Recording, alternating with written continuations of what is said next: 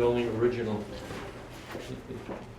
of the first generation, my dad's generation, which he was very, very, very super proud of Burlington. It was his whole being was Burlington. And I'll just tell you one quick story about a call he made back in 1945 or 6. And we were all in school over here at the high school. I think I was in the 7th or 8th grade. And my brother Bob was probably a sophomore or junior. And of course the war had just ended. And Burlington was so small in those days, they canceled football in 1943. No more football because there was no kids. They were all in the service. And in my brother Dick's class of 43, when he graduated, there was just girls there. In 42 with Ray Litchfield, whatever year, I think it was 42, the same thing, no boys. So in 46, the kids decided we want football back so we can play Bill Ricker and whatever. And they asked Ray Perkins, who was superintendent of schools, about how about football. And he said, no, it's not in the budget, we're not gonna do it, forget it. So they did the only thing they could do, and they went on strike from school. And we're sitting in class, and I'm in the 7th or 8th grade, and we look out, and here's all the kids in the 10th, 11th, and 12th on the front lawn of the Burlington High that I always remember as the high school right here. And Ray Perkins, the superintendent's out there screaming at them to get back in the rooms. And they said, no, we're on strike. He said, I'm gonna call the police. I said, go ahead. So he went in and called my father. He said, where's the police? And he got his uniform and jumped in his 39 Plymouth, which was his cruiser. So we thought and drove up to the high school and got out of the car, and he said, what's going on? Ray says, they won't come back into the school. They said they're striking. So he goes over and he says, what's up, Bob? What are you doing out here? He said, Dad, all we want is football, and there's no reason why we can't have it. He said, well, that makes sense. So he talked to some of the other kids and went back to Perkins, and he said, well, case is solved. He said, just give him football and then go back to work. And that's what happened. Very diplomatic. And needless to say, for his whole tenure as chief, he never had a problem with a kid in the school. They just loved him. And that's the way he wanted to be the chief. And he loved it. And he went through his How many in the graduating class in those days? Was it 31. 30? Yeah, 30 to 31 kids, yeah. So they went on and they got their football, and that's my story about one of his calls. And I want to thank you, Chief, and you, Tom. You're welcome.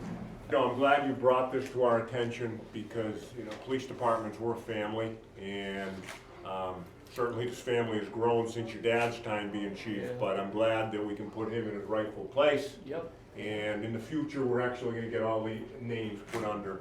So, as future generations come in and time passes, we'll know who the people are. But I can't thank you enough. And just from what I've read about your father, just to sum it up, you sound like a hell of a guy. He's jumping up and down right now. We're very fortunate to have him, Yeah. up here where he belongs with the other chiefs. Well, yeah, well, Yeah.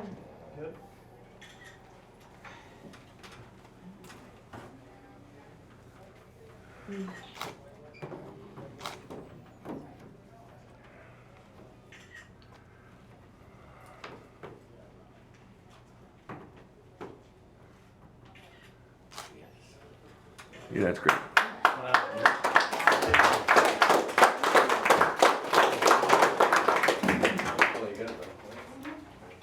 There you go. Missing photo. There it is. Yeah, good. Well, interesting, several months ago we were notified by the Piper family, who used to reside in Burlington, that their father was a police chief in town, which we weren't aware of, and the first full-time chief we researched and found out. And within the lobby of the Burlington Police Station, we have the chief's pictures on the wall, and their father's picture wasn't up there, and they asked us how they would go about doing it, so one thing led to another, and we had the ceremony here today, putting their dad's picture in its rightful place with the other chiefs that have served the town of Burlington over the years. It was a great thrill for me as a kid to have a father as the chief. He was very proud of his town, and he took care of his town as well as if he had a full department, but it ran out of his house for the police station. Well, back in the day, he was the only full-time officer, and his wife was the volunteer secretary, and it appears as though a lot of the police work ran right out of their house. So that gives you an idea. Today we're 64 officers, and obviously the town itself, I can't even begin to fathom the change of what it looked like in 1942 as opposed to today. Well, whether it was a football game or a basketball game, he was there in uniform because he was the only policeman other than auxiliary police, so I'd tag along with him a lot of times and things like that, other than if it was a call that he couldn't have his little kid hanging onto his tail to go with. He used his own car for a police cruiser with a little blue light under the hood. It was a 1939 Plymouth, and he enjoyed every minute of his work. A town's about its history, and we're glad that we could recognize Chief Piper, who I'm sure as the first full-time chief had a lot of obstacles, even as small as the community was back then. So he must have been a heck of a guy. I'm very pleased and proud the way the town stepped up and did the research and accepted everything that I brought to them from my mother's scrapbook showing that he was the chief, and they couldn't have been more courtesy to me that you've got a great police department in Burlington.